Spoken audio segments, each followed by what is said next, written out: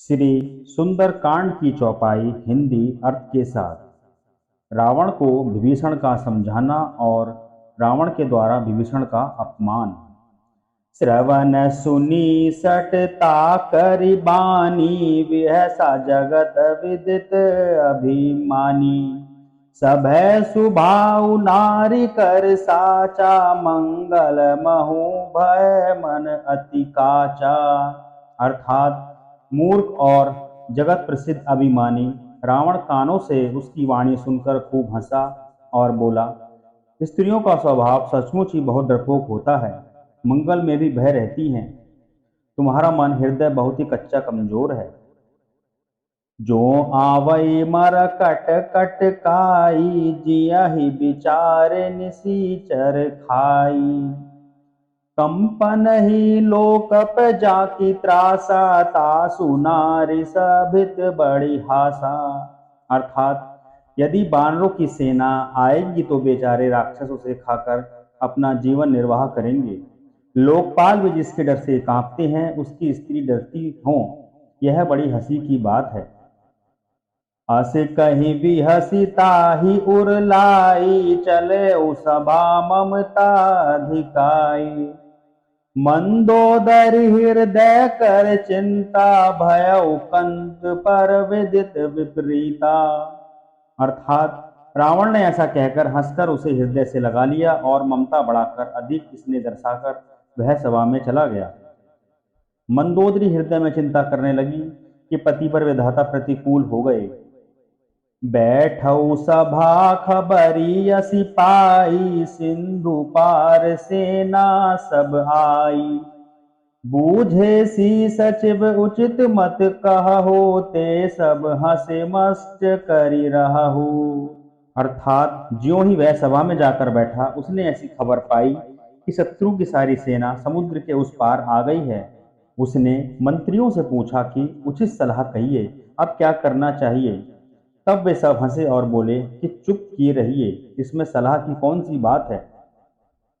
जीते हो सुरासुर तब श्रम नाही, नर बानर के ही लेखे माही।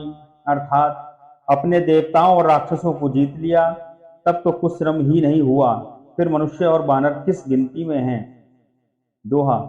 सचिव वैद गुर तीनी जौ फिर बोलहि भय आस, राज धर्म तन तीनी कर होई बिघई नाश। सियावर राम जय जय राम। अर्थात मंत्री वैद और गुरु ये तीन यदि अप्रसन्नता भय या लाभ की आशा से हित की बात न कहकर फिर बोलते हैं, ठकुर सुहाती कहने लगते हैं, तो क्रमशः राज्य शरीर और धर्म इन तीन का शीघ्र ही नाश हो जाता है। सोई रावण कहु बनी सहाई, स्तुति करहि सुनाई सुनाई। अवसर जानी विभीषणु आवा, भ्राता चरण सीसु तेहि नावा। अर्थात रावण के लिए भी वही सहायता संयोग आ बनी। मंत्री उसे सुना सुनाकर मुंह पर स्तुति करते हैं। इसी समय अवसर जानकर विभीषण जी आए। उन्होंने बड़े भाई के चरणों में सिर नवाया। पुनि सिरुनाई बैठे निज आसन, बोला वचन पाई अनुशासन। जो कृपाल पूछहु मोहि बाता, मति अनुरूप कहु हित ताता। अर्थात फिर वे सिर नवाकर अपने आसन पर बैठ गए और आज्ञा पाकर ये वचन बोले, हे कृपालु, जब आपने मुझसे बात राय पूछी ही है तो हे तात, मैं अपनी बुद्धि के अनुसार आपके हित की बात कहता हूं। जो आपन चाहे कल्याणा, सूजसु सुमति शुभ गति सुख नाना। सो पर नारी लीलार गोसाई, तजऊ चौथी के चंद की नाई। जो मनुष्य अपना कल्याण, सुंदर यश, सुबुद्धि, सुख गति और नाना प्रकार के सुख चाहता हो, वह है स्वामी पर स्त्री के ललाट को चौथे के चंद्रमा की तरह त्याग दे। अर्थात जैसे लोग चौथ के चंद्रमा को नहीं देखते, उसी प्रकार पर स्त्री का मुख ही नहीं देखें। 14 भुवन एक पति होई, भूत द्रोत स्थई नहीं सोई। गुण सागर नागर नर जो, अलप लोभ भल कई न को। अर्थात 14 भुवनों का एक ही स्वामी हो, वह भी जीवों से बैर करके ठहर नहीं सकता, नष्ट हो जाता है। जो मनुष्य गुणों का समुद्र और चतुर हो, उसे चाहे थोड़ा भी लोभ क्यों न हो, तो भी कोई भला नहीं कहता। दोहा। काम क्रोध मद लोभ सब नाथ नरक के पंथ, सब परिहर रघुबीर ही भजौ पंजई जय संत, सियावर राम जय जय राम। अर्थात हे नाथ, काम क्रोध मद और लोभ ये सब नरक के रास्ते हैं।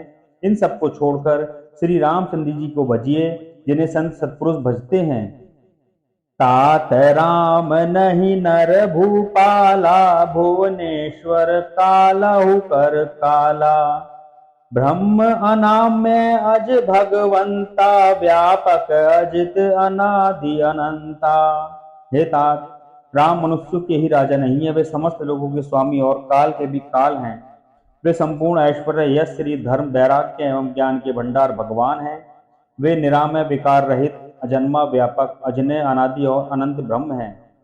गोदिज धेनु देव हितकारी, कृपा सिंधु मानुष तनुधारी, जन रंजन भंजन खल भ्राता, वेद धर्म रक्षक सुनु भ्राता। अर्थात उन कृपा के समुद्र भगवान ने पृथ्वी ब्राह्मण को और देवताओं का हित करने के लिए ही मनुष्य शरीर धारण किया है। हे भाई सुनिए, वे सेवकों को आनंद देने वाले, दुष्टों के समूह का नाश करने वाले और वेद तथा धर्म की रक्षा करने वाले हैं। ताहि बयरुत जी नायु माता, प्रणता रति भंजन रघुनाथा, देहुनाथ प्रभु कहु बेदेहि, भजौ राम बिनु हेतु स्नेही। अर्थात बैर त्याग कर उन्हें मस्तक नवाइए, वे श्री रघुनाथ जी शरणागत का दुख नाश करने वाले हैं। हे नाथ, उन प्रभु सर्वेश्वर को जानकी जी दे दीजिए और बिना ही कारण इसने करने वाले श्री राम को भजिए। शरण गए प्रभु ताहु न त्यागा, वे सब द्रोह कृत अगज ही लागा, जासु नाम त्रैताप न सावन, सोई प्रभु प्रगट स्वमझुजिय रावण। अर्थात जिसे संपूर्ण जगत से द्रोह करने का पाप लगा है, शरण जाने पर प्रभु उसका भी त्याग नहीं करते। जिनका नाम तीनों तापों का नाश करने वाला है, वे ही प्रभु भगवान मनुष्य रूप में प्रकट हुए हैं। हे रावण, हृदय में यह समझ लीजिए। दोहा। बार बार पद लागौ विनय करौ दस शीस, परिहरि मान मोह मद भजौ कौशलाधीश, सियावर राम जय जय राम। अर्थात हे 10 शीस, मैं बार बार आपके चरणों लगता हूं और विनती करता हूं कि मन मोह और मत को त्याग कर आप कौशलपति श्री राम जी का भजन कीजिए। मुनि पुलस्ती निज शिष्य सन कही पठई है बात, तुरत सोप में प्रभु सन कही पाई, सुअवसर उतात, सियावर राम जय जय राम। अर्थात मुनि पुलस्त्य जी ने अपने शिष्य के साथ यह बात कहलवा भेजी है। हे तात, सुंदर अवसर पाकर मैं तुरंत ही वह बात प्रभु से कह दी। माल्यवंत अति सचिव से आना, तासु बचन सुनी अति सुख माना, तात अनुज तब निति विभूषण, सो धरऊ सो कहत विभीषण। अर्थात माल्यवान नामक एक बहुत ही बुद्धिमान मंत्री था।